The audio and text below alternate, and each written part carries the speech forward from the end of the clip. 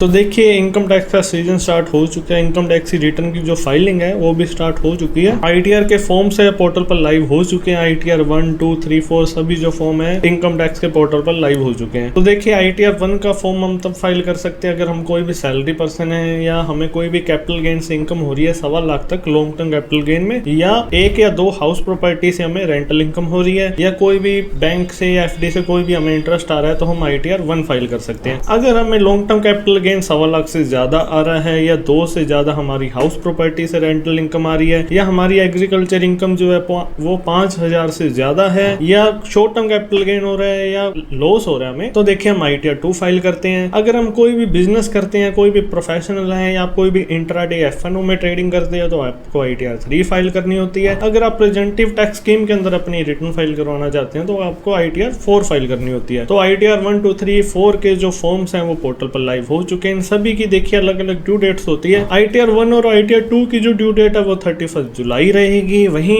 ITR 3 और 4 की जो ड्यू डेट है वो पहले 31 जुलाई ही होती थी, लेकिन अभी जो हमारा फाइनेंस बिल आया था 2026 उसके अंदर ये जो डेट है वो बढ़ाकर 31 अगस्त कर दी गई, यानी कि बिजनेस वालों को जो है 1 मंथ का एक्स्ट्रा टाइम मिलेगा अपने इनकम टैक्स की रिटर्न फाइल करवाने का। बाकी ऑडिट की देखिए ड्यू डेट जो है वो 30 सितंबर है। ऑडिट की इनकम टैक्स रिटर्न फाइल करवाने की जो ड्यू डेट है वो 31 अक्टूबर रहेगी। तो देखिए आईटीआर के फॉर्म्स और ड्यू डेट्स के बारे में तो हमने डिस्कस कर लिया, लेकिन आज का जो हमारा टॉपिक है वो है आईटीआर ड्यू डेट से पहले फाइल करने के क्या हमें बेनिफिट्स हैं, और ड्यू डेट के बाद अगर हम लेट फाइल करते हैं तो उसके क्या क्या नुकसान हो सकते हैं, तो उसके बारे में हम डिस्कस करेंगे। तो देखिए इनकम टैक्स के अंदर ना 2 रिजीम होती है, न्यू रिजीम और ओल्ड टैक्स रिजीम। देखिए न्यू रिजीम के अंदर तो 12 लाख की इनकम में टैक्स एग्जम्पशन मिल जाती है। 12 लाख की इनकम है तो आपको टैक्स पे नहीं करना होता। वहीं ओल्ड रिजीम में जो टैक्स की जो एग्जम्पशन होती थी वो 5 लाख तक होती थी। लेकिन काफी सारे ऐसे केसेस होते हैं जिनमें लोगों की ना काफी हैवी जो है वो इन्वेस्टमेंट्स या कोई डिडक्शंस होती हैं, जिससे उन्हें ना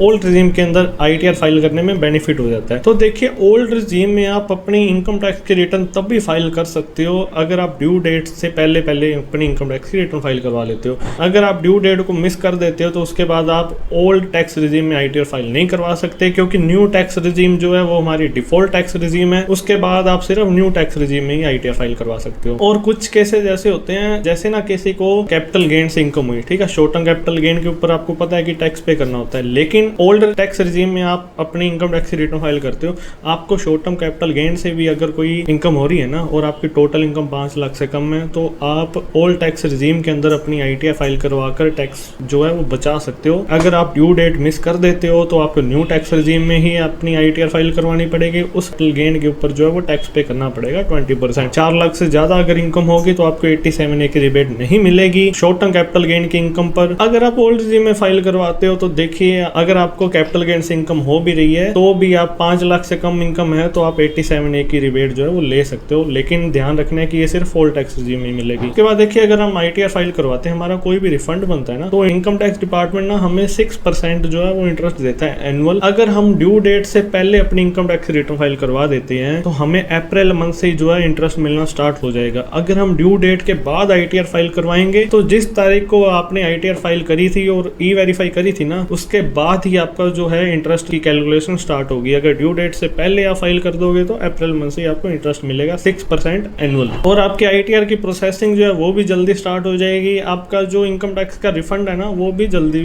आपको मिल जाएगा। और देखिए अगर हम लास्ट डेट्स में आईटीआर फाइल करते हैं ना तो इनकम टैक्स की वेबसाइट पर देखिए बहुत ज्यादा बर्डन होती है, टैक्स प्रोफेशनल के पास भी बर्डन होती है, तो ऐसे में कई बार ये साइट भी क्रैश हो जाती है और आईटीआर की जो फाइलिंग है वो भी बिल्कुल स्लो हो जाती है वेबसाइट के स्लो होने की वजह से। तो देखिए ऐसा ना हो कि आप अपनी इनकम टैक्स रिटर्न जो है वो मिस कर दो, तो अपनी आईटीआर जो है ना वो टाइम से फाइल करवा लेनी चाहिए हमें। अगर हम देखिए कहीं पर आईटीआर देते भी है ना, कहीं बैंक पर्पज के लिए यूज कर रहे हैं, कोई वीजा के लिए यूज कर रहे हैं, किसी भी पर्पज के लिए यूज कर रहे हैं, तो हमसे ना 2-3 साल की आईटीआर मांगी जाती है। तो देखिए जब भी हम किसी को आईटीआर देते हैं तो वो सामने वाला भी देखता है कि इन्होंने आईटीआर जो है ना वो टाइम से पहले फाइल करी है, भी ये सिंसियर है, भी आईटीआर को लेकर थोड़ा सीरियस है, हमेशा टाइम से फाइलिंग करवा लेते हैं। तो इससे देखिए हमारी प्रोफाइल पर थोड़ा वो पॉजिटिव मार्क मिलता है हमें। देखिए अगर हम ड्यू डेट मिस भी कर देते हैं, आईटीआर फाइल नहीं करवा पाते टाइम से, तो उसके बाद भी देखिए हमें आईटीआर फाइलिंग का जो है मौका मिल जाता है। लेकिन होता क्या है, आप बिलेटेड आईटीआर फाइल कर सकते हो, ठीक है। अब बिलेटेड आईटीआर फाइल करने का जो टाइम है वो रहता है 31 दिसंबर। 31 दिसंबर तक आप आईटीआर फाइल करवा सकते हो। अगर आपकी इनकम 4 लाख से कम है तो चाहे आप 31 जुलाई को फाइल करवाओ, चाहे आप 31 दिसंबर को फाइल कराओ, आपके ऊपर कोई भी लेट फीस नहीं लगेगी, ठीक है, आप कभी भी फाइल करवा सकते हो। लेकिन अगर आपकी इनकम 4 लाख से ऊपर है तो उस कंडीशन में क्या होगा, आपको 1000 की पेनल्टी पे करनी पड़ेगी।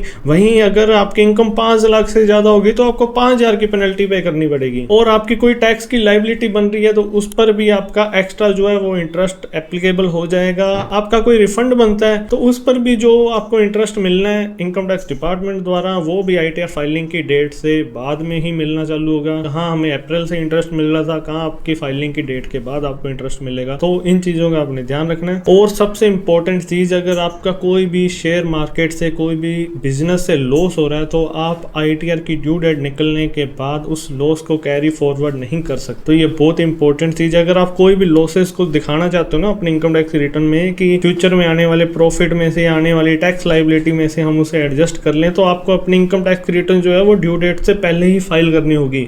ड्यू डेट के बाद आप देखिए ITR तो फाइल कर लोगे, लेकिन लॉसेस को कैसे आप शो करोगे, वो आप लॉसेस को जो है कैरी फॉरवर्ड नहीं कर सकते। आप ITR में दिखा तो दोगे कि हमें लॉस हुआ है, ठीक है, लेकिन आप उन्हें जो है कैरी फॉरवर्ड नहीं कर सकते। तो आपने ध्यान रखना है कि ITR जो है टाइम से फाइल करनी है। तो आई होप कि इस वीडियो से आपको समझ आ चुका होगा कि ITR टाइम से फाइल करने पर हमें क्या बेनिफिट्स हैं और लेट फाइल करने के क्या क्या नुकसान होते हैं। तो देखिए, अगर आप कोई भी इनकम टैक्स से रिलेटेड हेल्प चाहते हैं, अपनी इनकम टैक्स की रिटर्न फाइल करवाना चाहते हैं, शेयर मार्केट में या क्रिप्टो में ट्रेडिंग करते हैं तो उसकी इनकम टैक्स रिटर्न फाइल करवाना चाहते हैं, तो आप हमें नीचे दिए गए नंबर पर कॉन्टैक्ट भी कर सकते हैं। और ऐसी ही और अपडेट्स देखते रहने के लिए देखिए चैनल को सब्सक्राइब करना मत भूलिएगा और बेल आइकन जरूर प्रेस कर दीजिएगा, ताकि आपको जब भी हमारी वीडियो आए तो आपको नोटिफिकेशन मिल जाए। और वीडियो में एंड तक बने रहने के लिए धन्यवाद। हंसते रहिए, मुस्कुराते रहिए, जल्दी मिलते हैं नेक्स्ट वीडियो में।